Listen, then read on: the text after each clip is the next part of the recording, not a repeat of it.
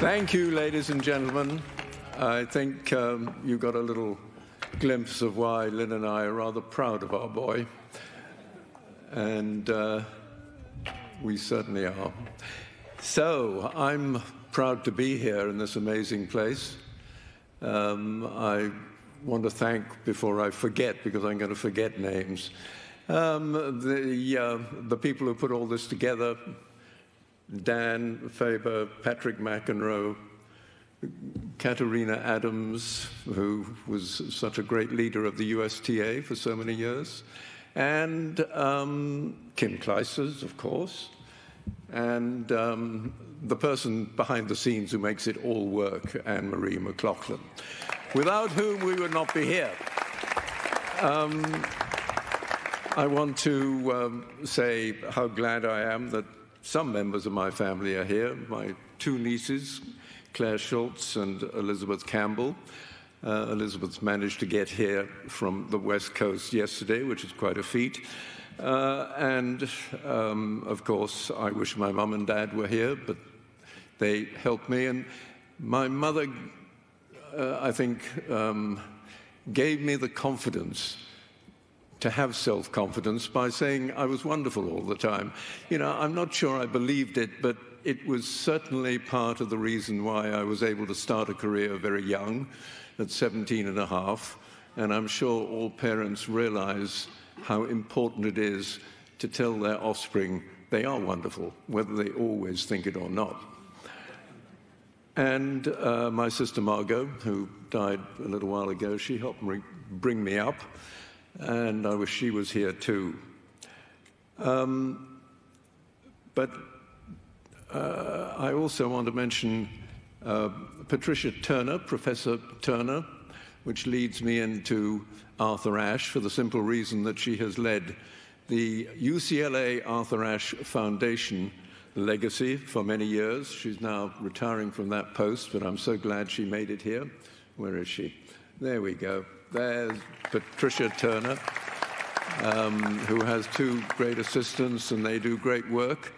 Arthur was a special player to me and to millions, but especially to those of us who knew him. And I was lucky enough to go on 3 tours to Africa. And the third one was South Africa, which was hugely controversial, and only happened through the great work of Owen Williams, the former #1 player in South Africa, and Arthur's great friend and agent, Donald Dell. We had the most fascinating visit at the height of apartheid, and Arthur did so much to break down a little bit of that barrier. Something that struck me, one of the young people we met said, "I'm looking at the first free black man I've ever seen." And that struck me. And that's what Arthur did. He went, and he became a legend in the game, and his final against Jimmy Connors was the greatest Wimbledon final I ever saw, because tactically he changed everything to enable himself to beat Jimmy Connors, which he wouldn't have done if he'd played in his normal style. You know how difficult that is in the Wimbledon center court. Anyway, let me tell you a story of why I'm here, how I got here. It's a cliche, but life is all about timing, isn't it? Everything. This story I'm going to tell you would not have happened if it had happened a day earlier or a day later. But I was demobbed, as we say in Britain, from the British Army, having served 2 years national service.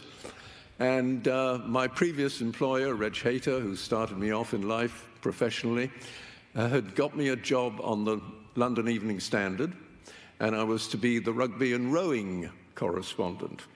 And I walked into the office for the first time, this crazy old newspaper office of clattering typewriters and copy boys running around, on the Friday before Wimbledon.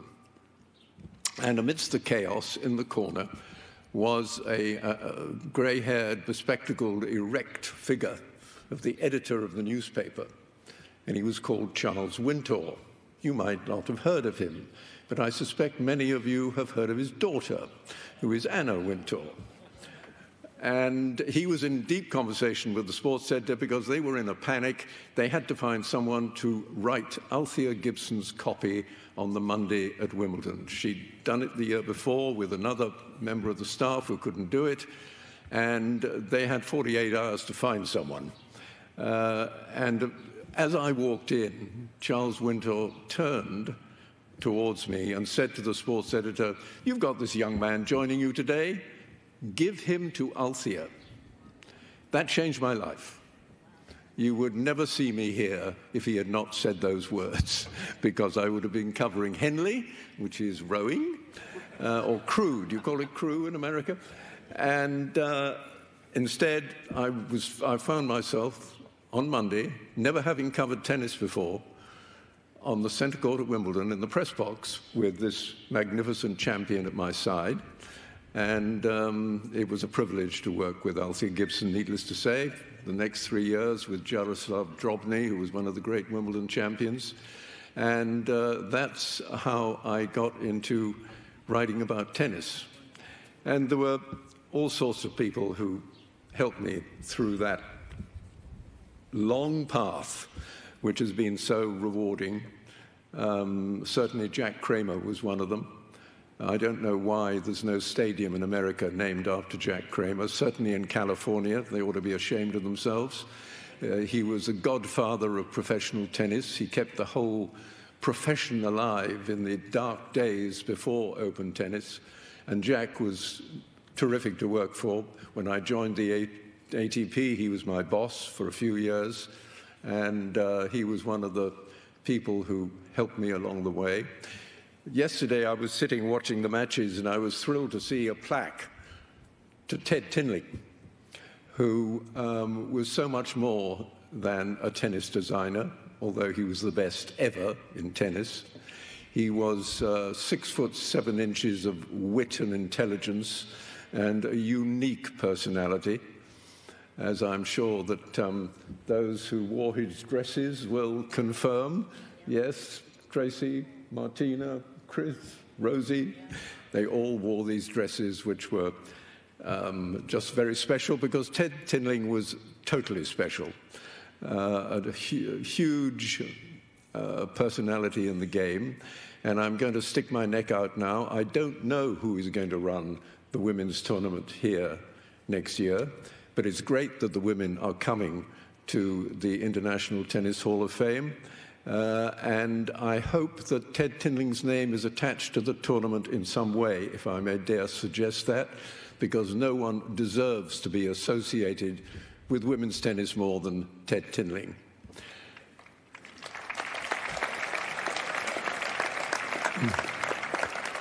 On the theme of women's tennis, another person who had a big impact on my life was Gladys Hellman, who published World Tennis Magazine, and with Billie Jean King and Rosie Casals, who is with us here today, created the WTA in the face of enormous odds.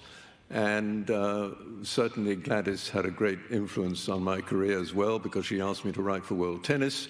And then the other big personality in my life who gave me a chance in American journalism was Eugene L. Scott. Gene, we miss you. He published Tennis Week for many years, and I really enjoyed writing for him. So it has been a long journey. I wish I had time to tell you all the names of the great tennis writers I've written with in press boxes around the world, like Rex Bellamy and, of course, Bud Collins, who is of this parish, as we say in Cockney land. Well, almost, down the road. And Bud was unbelievable. And Alison Danzig and Al Daney, as writers of a previous age in America, all used their talent to write about tennis, which is a sport which needs to be promoted at every level and written about with as much talent and style and enthusiasm and passion as those of us who love the sport can muster. So thank you very much for greeting me here today, and I hope to see you down the road.